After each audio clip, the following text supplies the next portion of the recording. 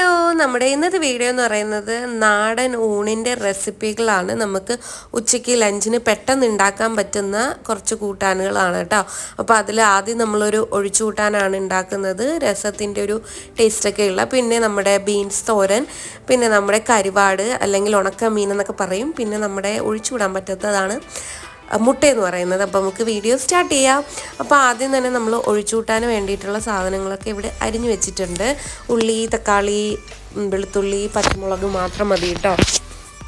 അപ്പോൾ ഇതെല്ലാം കൂടി നമുക്ക് ഒരു പാനല്ല ഇരുമ്പിച്ചട്ടിയാട്ടോ എടുത്തിട്ടുള്ളത്, അതിലേക്ക് ആക്കി കൊടുക്കുക.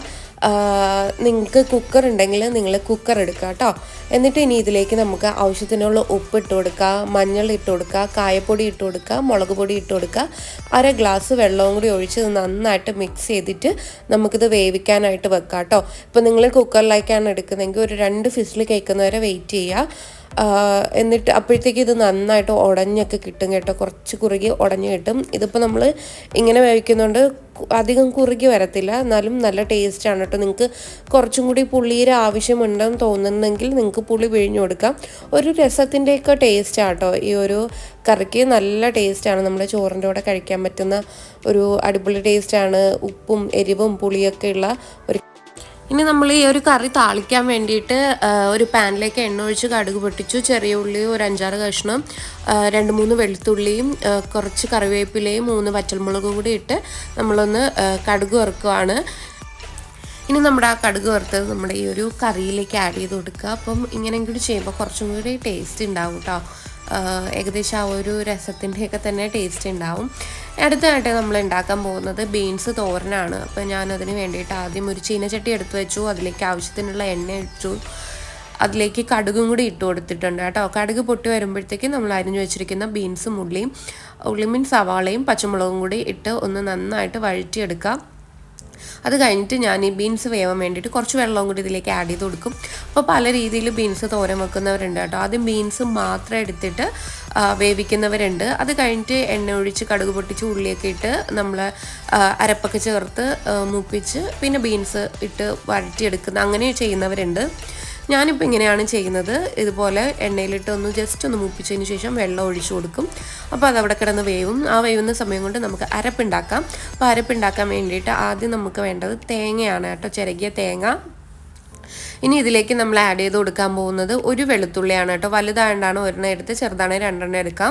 പിന്നെ ഒരു പച്ചമുളക് ചെറുത്, പിന്നെ മഞ്ഞൾ, ആവശ്യത്തിനുള്ള ഉപ്പും ജീരകവുമാണ് ഇട്ട് കൊടുക്കുന്നത്. എന്നിട്ട് ഇതൊന്നും അരച്ചെടുക്കണം കേട്ടോ, ഇതുപോലെ അരച്ചെടുക്കുക. എന്നിട്ട് നമ്മളെ തോരൻ അപ്പോഴത്തേക്കും ഇവിടെ വെള്ളമൊക്കെ വറ്റി വെന്ത് വന്നിട്ടുണ്ട്. ഇനി നമുക്ക് നമ്മുടെ ആ ഒരു അരച്ച് വെച്ചിട്ടുള്ള അരപ്പുണ്ടല്ലോ അത് ഇതിലേക്ക് ഇട്ട് കൊടുക്കാം കേട്ടോ. അപ്പോൾ കുറച്ച് നേരം ഇതിങ്ങനെ മൂടി വെച്ച് കൊടുക്കുക കേട്ടോ. അപ്പം കുറച്ച് ആവി കയറും. ഇത് ഞാൻ അമ്മേരയിൽ നിന്ന് കണ്ടു പഠിച്ചതാണ് കേട്ടോ. ഇങ്ങനെ ആവി കയറിയിട്ടാണ് പിന്നെ നമ്മളിത് മിക്സ് ചെയ്തെടുക്കുന്നത്. അപ്പോൾ നമ്മുടെ ബീൻസ് തോരനും ഇവിടെ റെഡി ആയിട്ടുണ്ട്. നല്ല ടേസ്റ്റ് ആട്ടോ. ഏത് രീതിയിൽ ഉണ്ടാക്കിയാലും എനിക്ക് ഒരുപോലെ തന്നെയാണ് ടേസ്റ്റ് തോന്നിയിട്ടുള്ളത്. അടുത്ത നമ്മളിനി ഉണക്കമീൻ വറുക്കാൻ പോവാണ്. അപ്പോൾ ഓൾറെഡി ഞാൻ വെള്ളത്തിൽ ഇട്ട് വെച്ചിട്ടുണ്ടായിരുന്നു. ഇത് വാളയുടെയും പിന്നെ 2 കഷ്ണം ചൂര ഉണ്ടായിരുന്നു കേട്ടോ.